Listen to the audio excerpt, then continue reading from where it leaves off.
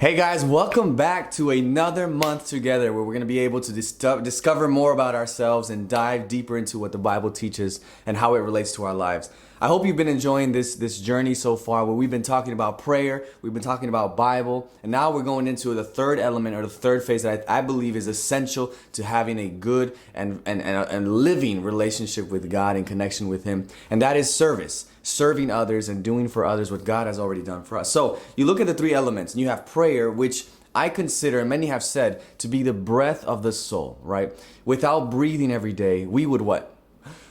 We would die. Honestly, we would have no air.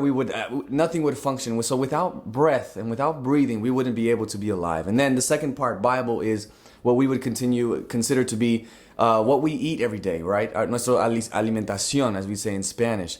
And it's what we eat and what nourishes our bodies. And the Bible nourishes our soul. It feeds our hearts and our minds and allows us to grow closer to God. And without that every day, without eating, what happens to you? You get weak, you get frail, and eventually without eating for a long period of time, you could die. And so eating and breathing is very essential, but without activity, which is service, right? What we consider to be service, without going out and doing things, what happens? We get lethargic, we get fat, we get overweight because we're not being active. And so it's important for us in our spiritual journey, not just to take in all the good things that we're learning from God through prayer and through the Bible, but to also go out and to share it and to serve others and to be able to give back what God has already given to us. And so this is what we're going into this month. We're talking about service. And many of us probably, I'm not going to assume that everyone has grown up with these principles, but one of the first ones that we learned as a child that I remember I learned was the golden rule. And you might be, what is the golden rule? The golden rule is pretty much summed up says, do unto others what you would expect them to do and what you would want them to do to you, right? So pretty much do for others what you would want them to do for you. But today, and then going on through this month, I want to challenge you to go even a little deeper, to not just expect and say, okay, I think most people would do this, but no, to do something that you already know someone has done, which is to do for others what God has already done for you. What you're like, whoa, okay, so what has God done for you? And that's a very good question that you're asking. If you go with me to John 3:16, one of the most well-known Bible verses and Bible texts in the Bible throughout the world, is this story. It's found in the story of Jesus and Nicodemus. And Nicodemus was one of the Bible teachers of his day, of Jesus's day. And he's there having a conversation at night because he's afraid to be seen in public with Jesus. So he goes to ask him some questions to figure out what's going on. Who is this Jesus? Is he the real deal, right? So in that conversation, Jesus tells him plainly the plan of God, which is to send Jesus to the world to save as many people as he can. And look what it says, John 3:16, for God so loved the world that he gave his one and only son, that everyone who believes, that whoever believes in Jesus shall not die or perish, but have eternal life. So we see that one of the principles here about God and how he operates is that of giving and serving and reaching out to others, right?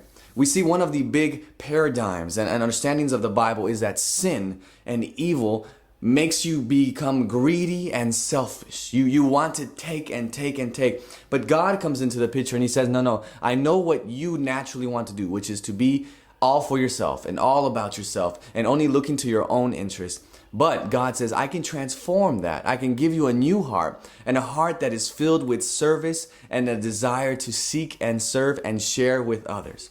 Isn't that pretty cool? So while sin makes you take and take and take, I want more, I need more, I need more. The Bible and the gospel transform our hearts and allow us to then begin to give. Let me give. And many of us, as you will see, as you go through life, are all looking for satisfaction in life. They're looking for fulfillment. Many of us are trying to find something that really fulfill us and that make us feel like we are just great people.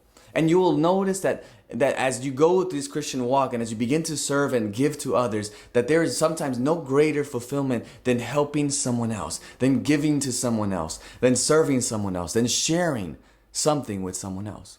And so that is how we're going to start this first month of service.